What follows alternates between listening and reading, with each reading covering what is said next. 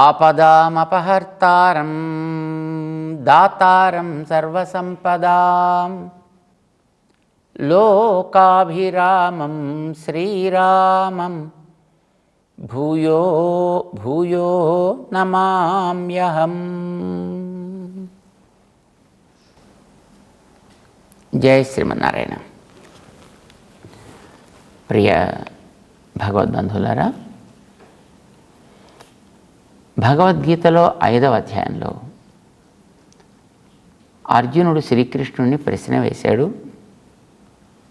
కర్మ జ్ఞానము అనే రెంటిలో ఏది శ్రేయస్కరం నాకు చెప్పు, ఏది సులభమో నాకు చెప్పు, ఏది నేను చెయ్యగలనో నాకు చెప్పు, ఏది నాకు హితకరమో దాన్ని చెప్పు. అన్నీ చెప్పకు, ఒక్కటే చెప్పు. అన్నీ నేను చేయలేను, చెయ్యగలిగిందేదో ఒక్కదాన్ని, నాకు తగిందేదో దాన్ని చూసి నాకు చెప్పవలసిందయా అని ప్రశ్న వేశాడు అర్జునుడు. దానికి సమాధానం చెబుతూ శ్రీకృష్ణుడు, పని చెయ్యటము అంటే కర్మయోగం అంటారు. పని మాని జ్ఞానం మీద దృష్టి పెడితే దాన్ని జ్ఞానయోగము అని అంటున్నారు కదా. ఈ రెంటిలో కూడా పని చెయ్యటం అనేటటువంటిదే శ్రేయస్కరమైనటువంటి మార్గము సుమా అని చెప్పాడు మొట్టమొదట. ఈ జ్ఞానానికి కర్మకి 2 సాంకేతిక పదాలని పరిచయం చేస్తున్నాడు కృష్ణుడు. ఈ పదాలు మన గతంలో తెలిసినవే, కానీ వాటిని ఇక్కడ కృష్ణుడు చెప్పడంలో ఇవి మొదట ఎక్కడ మనకి ప్రస్తావించాడో దాన్ని జ్ఞాపకం చేస్తున్నాడు అనేది మనం గుర్తించాలి. 4వ శ్లోకం 5వ అధ్యాయంలో సాంఖ్యయోగౌ పృథక్ బాలాః ప్రవదంతి న పండితాః ఏకమప్యాస్థితః సమ్యక్ ఉభయోర్ విందతే ఫలం అని చెప్తున్నాడు. సాంఖ్య యోగౌ, ఒకదానికి సాంఖ్యము అని పేరు పెట్టాడు, మరొకదానికి యోగము అని పేరు పెట్టాడు. అతను అడిగింది జ్ఞానము కర్మల గురించి అడిగాడు, కానీ వాటికి ఇంకొక పదాన్ని పేరు పెట్టి చెప్తున్నాడు ఈయన. ఇవి 2 పృథక్, సాంఖ్యము వేరు యోగము వేరు అని కొందరు అంటుంటారు. కానీ వాళ్ళు ఎవరో తెలుసునా? బాలాః ప్రవదంతి. బాలాః జ్ఞానము వికసించని వాళ్ళు అని అర్థం. అంటే బాలుడు అంటే చిన్నపిల్లలని కాదు అర్థం. సాధారణంగా బాలుడు అనగానే అనుభవం లేనివాడు, బుద్ధి పూర్తిగా వికసించనివాడు, ఏదో కొద్ది గొప్ప చాపల్యం కలిగినటువంటి వాడు, గ్రహించడానికి అవకాశం ఉన్నవాడు కూడా. ఇప్పుడు ముసలివాడి కంటే ఒక బాలుడికి చెప్తే త్వరగా గ్రహించగలుగుతాడు కదా, ధరించగలుగుతాడు కూడా కదా. ఏదైనా ఒకటి చెప్పి దీన్ని కంఠస్థం చేయవాయి అని అనుకోండి, ఓ ముసలానికి ఇచ్చి కంఠస్థం చేయమంటే ఆయనకి 100 సార్లు చదివినా బుర్రలోకి ఎక్కదు ఆయనకి. కానీ అదే ఓ పిల్లవాడిని కంఠస్థం చేయవాయి అని కూర్చోబెడితే ఓ 10 సార్లు చదివేటప్పటికి వాడికి హాయిగా కంఠస్థం అయిపోతుంది, గడగడ గడగడ చెప్పేస్తాడు. అంటే బాలుడంటే గ్రహించడానికి ధరించడానికి తగినటువంటి పటుత్వం కలిగిన వాడు. గ్రహణ ధారణ పటు బాలః అని అంటుంటారన్నమాట. బాలుడంటే అది కూడా ఒక అర్థం, కానీ దానికంటే ముందుగా బాలుడు అనేటువంటి వాడికి పూర్తి అనుభవం ఉండదు. వాడికి ఎదురుండే ఏది కనిపిస్తే అదే అంతే అని అనుకుంటాడు. ఇది బాలుడి యొక్క స్థితి. జ్ఞానము పూర్తిగా వికసించని వ్యక్తి అని అర్థం. యోగము సాంఖ్యము అనే రెంటిని కూడా పృథక్, ఇవి వేరు, జ్ఞానం వేరు కర్మ వేరు అనేటువంటి వాళ్ళు బాలురు. వాళ్ళు మాత్రమే చెప్తుంటారు ఇవి 2 వేరు అని తప్ప నా పండితాః పృథక్ ప్రవదంతి. పండితాః మంచి జ్ఞానం కలిగిన వాళ్ళు అని అర్థం. పండ అంటే జ్ఞానం, అది బాగా కలిగినవాడు పండితుడు అవుతాడు. వాళ్ళనే పండాలు. మనకి ఉత్తర భారతదేశంలోకి వెళితే చూడండి, ఆ తీరాల్లో, నదీ తీరాల్లో, క్షేత్రాల్లో ఉండేటటువంటి మనకేదైనా అవసరమైతే చేయించి పెట్టేటువంటి వాడిని పండ అంటుంటారు. పండ అంటే నిజానికి జ్ఞానం. ఆ జ్ఞానం కలిగినటువంటి వాడు పండితుడు అవుతాడన్నమాట. అంచేత పండితాః పృథక్ న ప్రవదంతి. బుద్ధిమంతులు దీన్ని పని వేరు తెలివి వేరు అని అనరు. ఇవి రెండు ఒకటే. అయితే రెండు ఒకటా కాదు, రెండు వేరే. రెండు వేరా వేరు కాదు, రెండు ఒకటే. ఒకటా కాదు, వేరే. అంటే ఒకటా వేరా? ఒకటిగా అనిపించే వేరైనవి. ఎందుకు ఒకటిగా అనిపించే అంటే ఒక లక్ష్యానికి చేర్చేవే రెండు కనుక ఒకటి అని అనొచ్చు. అయితే వాటి స్వరూపాలు వేరు వేరు కనుక వాటిని వేరు అనొచ్చు. కర్మ జ్ఞానము స్వరూపదృష్ట్యా రెండు వేరు వేరే. జ్ఞానం వేరే, ఆచరించే అనుష్ఠానం కర్మ వేరే. కానీ ఏకమప్యాస్థిత సమ్యక్ ఉభయోర్ విందతే ఫలం. ఇందులో ఏ ఒక్కటి నీకు సవ్యంగా అవలంబించిన, నువ్వు దేన్ని ఈ రెంట్లో అవలంబించిన రెంటి ఫలాన్ని కూడా నువ్వు పొందేస్తావా. ఉభయోహో ఫలం విందతే. రెంటికి సంబంధించిన ఫలం నీకు లభిస్తుంది. నువ్వు కర్మ సవ్యంగా చేసినా జ్ఞానం వల్ల కలిగే ఫలితం ఏదో వస్తుంది. జ్ఞానం నీకు సవ్యంగా పని చేయించేట్టు ఏర్పడ్డా నీకు కర్మ వల్ల లభించాల్సిన ఫలితం కలుగుతుంది. కనుక ఏ ఒక్కటి చేసినా రెండూ చేసినట్టే, ఏ ఒక్కటి మానినా నీకు రెండూ లేనట్టే. ఇది తమాషా. కృష్ణుడు తమాషాగా చెప్తున్నాడు అన్నమాట. కానీ వాటికి పేర్లు మార్చాడు. చూడండి, సాంఖ్యయోగౌ, ఒకదానికి సాంఖ్యము అని పేరు పెట్టాడు, ఒకదానికి యోగము అని పేరు పెట్టాడు. ఎందుకనంటే సాంఖ్యము ఇలా ఈ పేరుతో ఒక శాస్త్రమే ఉందండి. కపిల మహర్షి ప్రవర్తింపచేసినటువంటి ఒక పెద్ద శాస్త్రమే ఉంది. దానికి సాంఖ్య శాస్త్రము, సాంఖ్య దర్శనము అని పేరు దానికి. అది దర్శనం, అది వేరు.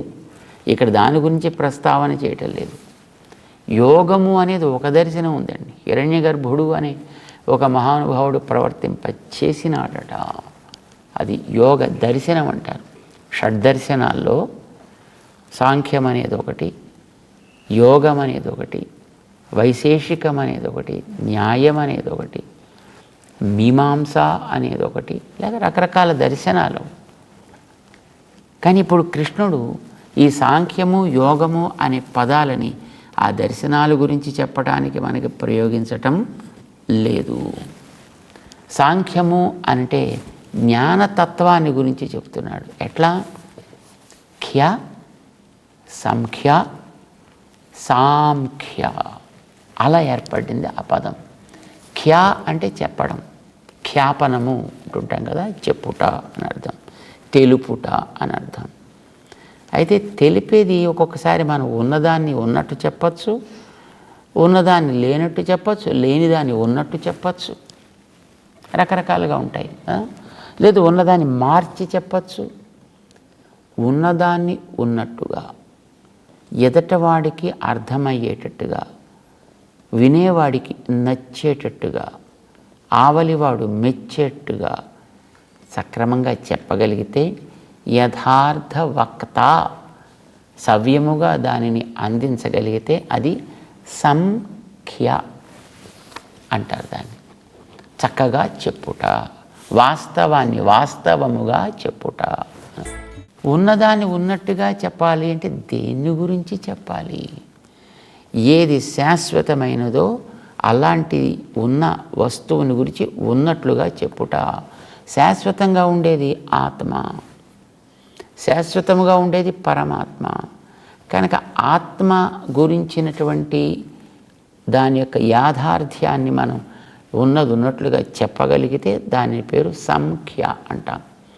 అలా చెప్పడానికి పనికొచ్చేది జ్ఞానం. జ్ఞానంతో కదా మనం దాన్ని బోధించేది. కనుక ఆత్మతత్వ ప్రబోధకమైనటువంటి జ్ఞానమేదో దానికి సాంఖ్యము అని పేరు పెట్టారు. సరే, అది ఎలాగా తెలుసుకుంటే ఏమవుతుంది? ఎవడికి తెలుస్తుంది? దాని పద్ధతులు ఏమిటి, ఇవన్నీ వివరించాడు ఆ 2వ అధ్యాయంలోనే చివరిదాకా.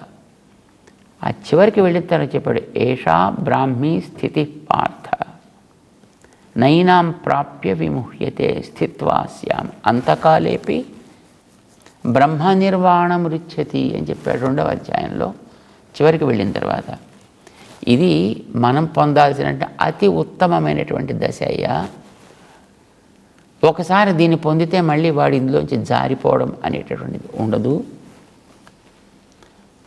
జీవించినంత వరకు ఒకవేళ నీకు ఆ జ్ఞానం కలిగించుకునే అవకాశం లేకపోయినా చివరికి ఆ పోయే కాలం వచ్చినప్పుడైనా నీకు ఇది మంచిది అని అనిపిస్తే, దీన్ని నువ్వు పొందగలిగితే బ్రహ్మ నిర్వాణం ఉచ్యతి, గొప్ప ఆనందాన్ని పొందుతావయ్యా అని చెప్పాడు. దానికి సాంఖ్యయోగో నామ 2వ అధ్యాయ మనం చదువుతున్నాం. సో సాంఖ్యం అంటే ఆత్మ యొక్క స్వరూపాన్ని ఉన్నట్లుగా తెలుసుకొనుట సాంఖ్యము. యోగం ఏమిటి? యోగం అంటే మళ్ళీ ఇక్కడ యోగ దర్శనం గురించి ఆయన ఏం ప్రస్తావన చేయటల్లా, కానీ యోగము అని అంటే కూడుట అని కదా, కలయుట. ఆ కలిసేది ఏది దేనితో అంటే, కలిసేది నీ మనస్సు, నీ ఇంద్రియాలు, నీ శరీరము, దానికి ఏర్పడ్డ చుట్టూ ఉండేటటువంటి పరిస్థితులతో, అది చేసే పని వల్ల. కనుక యోగం అని అంటే చేసే పని. ఇది కూడా మనకి 2వ అధ్యాయంలోంచే చెప్పుకొచ్చాడు ఆయన. 3వ అధ్యాయంలో దాన్ని మరింత వివరించాడు. అసలు పని చేయడం కోసమే నీ శరీరంలో పట్టుకొచ్చాను రా బాబు అని చెప్పాడు ఆయన. అయితే ఆ చేసేటటువంటి పనిని నేను వెనకాతల ఉండి చేయిస్తున్నానని తెలుసుకుని చేస్తే దానికి యజ్ఞము అని పేరు పెట్టాడు. అసలు ఈ జీవన చక్రం అంతా ఆ తెలివి మీదే ఆధారపడుతోంది. అంచేత పని లేకుండా ఎవడు ఉండడానికి వీల్లేదు. నహి కశ్చిత్ క్షణమపి జాతు తిష్టతి అకర్మకృత్. ఎవడు కూడా ఒక అరక్షణం కూడా ఏదో పని చేయకుండా ఉండలేడు. ఈ మాట కూడా మనకి భగవద్గీత చెప్తోంది. సో సాంఖ్యము యోగము అనే రెండింటిని కూడా, ఒకటి జ్ఞానాన్ని, ఒకటి కర్మాచరణని, ఇవి రెండింటినీ చెప్తున్నాడు ఆయన. ఇవి రెండు వేరువేరు అని అంటుంటారయ్యా ఇమ్మెచ్యూర్డ్ పర్సనాలిటీస్. పాపం సక్రమమైనటువంటి మానస వికాసం లేని వాళ్ళు అంటుంటారు, సరైనటువంటి జ్ఞానం కలగని వాళ్ళు అంటుంటారు తప్ప బుద్ధిమంతులు చెప్పరు. ఏకమప్యాస్థిత సమ్యక్. నువ్వు ఇందులో ఏ ఒకదాన్ని సవ్యంగా చేసినప్పటికీ కూడా ఉభయోర్ విందతే ఫలం. రెంటి వల్ల కలగాల్సింది ఏదో, అంటే ఒక్కొక్క దాని వల్ల కలగాల్సిన ఫలితం ఏదో, రెంటి వల్ల కలగాల్సింది ఏదో, అది నువ్వు ఒకదాన్ని సవ్యంగా చేసినప్పటికీ కలుగుతుంది. రెండిటికి కూడా ఫలితం సమానమే. ఇది మొట్టమొదటి చేశాడు. దాని తర్వాత శ్లోకంలో 5వ శ్లోకంలో యత్ సాంఖ్యైః ప్రాప్యతే స్థానం తద్యోగైరపి గమ్యతే ఏకం సాంఖ్యంచ యోగంచ యః పశ్యతి సపశ్యతి. సాంఖ్యైః యత్ స్థానం ప్రాప్యతే. జ్ఞానయోగం అవలంబించినటువంటి వ్యక్తులు ఏ స్థితినైతే పొందుతారో తద్యోగైరపి గమ్యతే, అది కర్మాచరణ చేసిన వాళ్ళు కూడా తప్పకుండా లభించే తీరుతుందయ్యా. ఇక్కడ మనం గమనించాల్సింది ఒకటి, సాధారణంగా మనకి గతంలో ఉండేటువంటి ఒక అవగాహన ఏంటంటే, మొట్టమొదట వీడు కాస్త శరీరాన్ని స్వాధీనం చేసుకొని, స్వాధీనం కావడానికి తగ్గ ఆహారాన్ని ముందర రెగ్యులరైజ్ చేసుకొని, అంటే అంతా తిండి మీదే ఆధారపడి ఉంటుందండి. అసలు దానికోసమే బతుకుతున్నారంతా కూడా. కానీ దానికోసం బతకడం కాదు, దాన్ని శరీరాన్ని స్వాధీనం చేసుకోవడానికి వీలుగా తినాలి. ఆహార శుద్ధి కావాలి. ఆహార శుద్ధి వల్ల దేహశుద్ధి కలుగును. దేహశుద్ధి అంటే వాయింపు కాదు, దేహం చెప్పినట్లుగా వినగలుగుట. నీ ఇంద్రియాలు, నీ మనస్సు నీ చెప్పు చేతలలో ఉండుట. ఇది ఆహారం వల్ల ఏర్పడుతుంది. కనుక ఆహారం వల్ల శరీరము, శరీరం వల్ల ఇంద్రియాలు నీ చెప్పు చేతల్లో ఉండేటట్లుగా ఉండాలి. ఇలా ఉన్నప్పుడు నీ మనస్సు కూడా శుద్ధమవుతుంది. క్రమంగా మనస్సులో ఏర్పడ్డటువంటి ప్రాచీన ధూళి, దుమ్ము, కర్మల యొక్క రాగాలు, వాసనలు, రుచులు, వాసనలు ఉంటాయి. ఇవన్నీ కూడా క్రమంగా తగ్గుతాయి. మనస్సు శుద్ధమవుతుంది. మనసు శుద్ధమైతే లోపల నుంచి ప్రసరించే జ్ఞానం ఏదో కలుషితం కాకుండా ప్రసరిస్తుంది. కలుషితం కాకుండా ప్రసరిస్తే నీకు కలిగే తెలివి కూడా మంచిగా కలుగుతుంది. నువ్వు చేసే పనులు కూడా సవ్యమైన పనులను నువ్వు సెలెక్ట్ చేసుకుని చేయగలుగుతావు. ఇప్పుడు ఒక్కొక్కసారి మనకి అక్కడ దాహం వేస్తే తాగడానికి ఒక పక్కన మంచినీళ్ళు పెట్టినా, ఇంకో పక్కన అదేదో ఫారిన్ సరుకు దొరికే చోటు అని పెడితే కొంతమంది దృష్టి అటే పెడుతుంది. మంచినీళ్ళు తాగాలని వెళ్ళదండి, అదేదో తాగాలని పోతుంది. ఆ తాగిన తర్వాత వచ్చేటటువంటి వికారాలు ఏవో ఉంటాయి. తర్వాత ఆ వికారాలన్నీ వాడికి వస్తాయి. అంటే ఇది తాగడానికి పనికొచ్చేది, అది తాగడానికి పనికొచ్చేదైనా అది కాదు నీకు తాగదగినది, ఇది తాగదగినది అనేటటువంటి ఒక నిశ్చయం కలగాలి కదా. నీలో ఒక రకమైనటువంటి ఒక విశ్వాసం కలగాలి కదా. దాన్ని నువ్వు స్వీకరించగలిగేట్టుగా ఉండాలి కదా. అయ్యో నేను అనవసరంగా దీన్ని తీసుకున్నాను, దాన్ని తీసుకుంటే బాగుండేదని నీకు అనిపించకూడదు కదా. సో ఏదైతే మనకి హితకరమో అలాంటి దాన్ని నువ్వు నిర్ణయం చేసుకుని స్వీకరించగలిగేటట్లుగా నీ శరీరం చెప్పు చేతల్లో ఉండాలి, ఇంద్రియాలు చెప్పు చేతల్లో ఉండాలి. చేసేటటువంటిది అప్పుడు కర్మ సాధిస్తే, కర్మ వల్ల జ్ఞానం కలిగితే, జ్ఞానం వల్ల వీడికి బంధం తొలగితే అప్పుడు వీడికి ఆత్మసాక్షాత్కారము అని ఒక మెట్ల వరస మనకి గతంలో తెలుసు. కానీ ఇక్కడ కృష్ణుడు అట్లా చెప్పటల్లా. అంటే కర్మ సవ్యంగా చేస్తే దానివల్ల అవరోధాలు తొలగి మంచి జ్ఞానం కలిగి, ఆ మంచి జ్ఞానాన్ని నువ్వు స్థిరంగా నిలబెట్టుకోగలిగితే ఆత్మసాక్షాత్కారం కలగడం ఈ ప్రాసెస్ కాదని చెప్తున్నాడు. ఎక్కడి నుంచి దానికే నీకు లాభం కలుగుతుందని చెప్తున్నాడు. కర్మ వల్ల జ్ఞానము, జ్ఞానం వల్ల సాక్షాత్కారం కాదు, కర్మయే నీకు సాక్షాత్కారాన్ని నేరుగా కలిగించగలుగుతుంది సుమా. అంటే జ్ఞానము ఒక స్వతంత్ర సాధనమే, కర్మ స్వతంత్ర సాధనమే. కర్మ జ్ఞానాన్ని కలిగించి తద్వారా కాదు, కర్మ కూడా స్వతంత్రంగానే నేను అక్కడ తీసుకువెళ్ళగలుగుతుంది సుమా.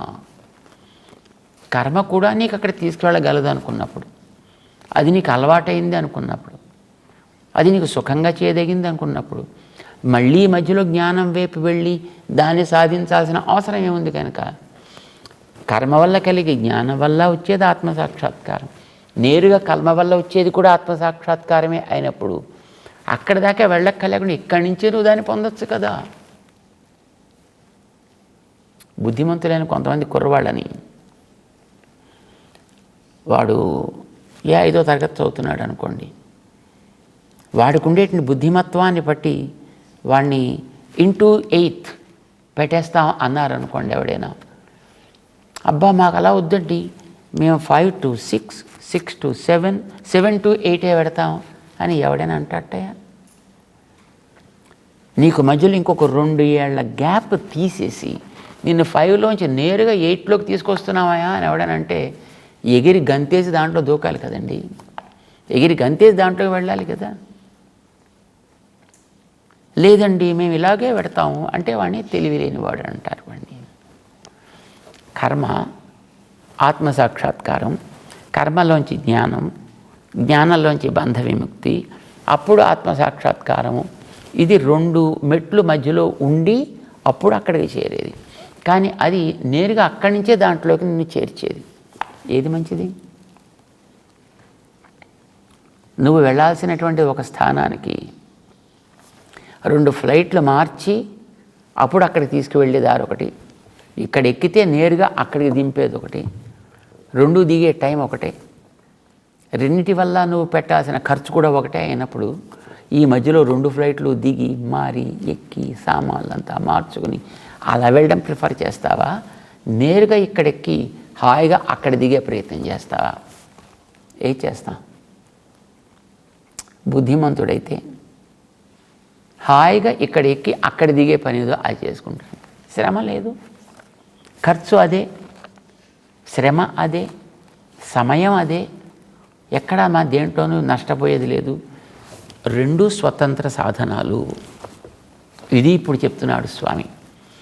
యత్ సాంఖ్యై ప్రాప్యతే స్థానం, జ్ఞానయోగావలంబులైన వాళ్ళకి ఏ స్థితి అయితే లభిస్తుందో తద్యోగైరపి గమ్యతే, అది కర్మయోగాన్ని అవలంబించిన వాళ్ళకి కూడా కలిగే తీరుతుంది సుమా. ఏ సాంఖ్యంచ యోగంచ, చేతను సాంఖ్యాన్ని అవలంబించినా యోగాన్ని అవలంబించినా, ఈ రెంట్లో దేన్ని అవలంబించినా దొరికేది నీకు ఫలితం చక్కగా ఆత్మసాక్షాత్కారమేనయ్యా.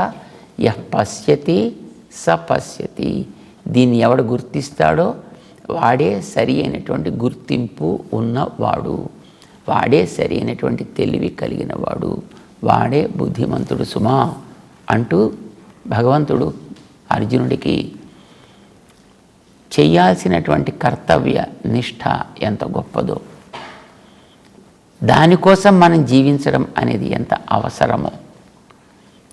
కొంతమంది మేము పని వదిలిపెట్టేస్తున్నాం అని అనుకుంటుంటారు చూసారండి, మేము కర్మ త్యాగం చేసేస్తున్నాం. అది అవసరం లేదు సుమా. చక్కగా హాయిగా దేహంలో ఉన్నంతవరకు హాయిగా నీకు ఇచ్చిన బాధ్యతల్ని సవ్యంగా చేస్తూ బతకరా నాయనా అని మనకి ఉపదేశం చేస్తున్నాడు. బద్ధకించకు, పని మానకు, పని చేసుకో, మంచిగా పని చేసుకో, మంచి పని చేసుకో అని మనకు ఉపదేశం చేస్తున్నాడు. 5వ అధ్యాయం 5వ శ్లోకంలో తెలుసుకుందాం. జై శ్రీమన్నారాయణ.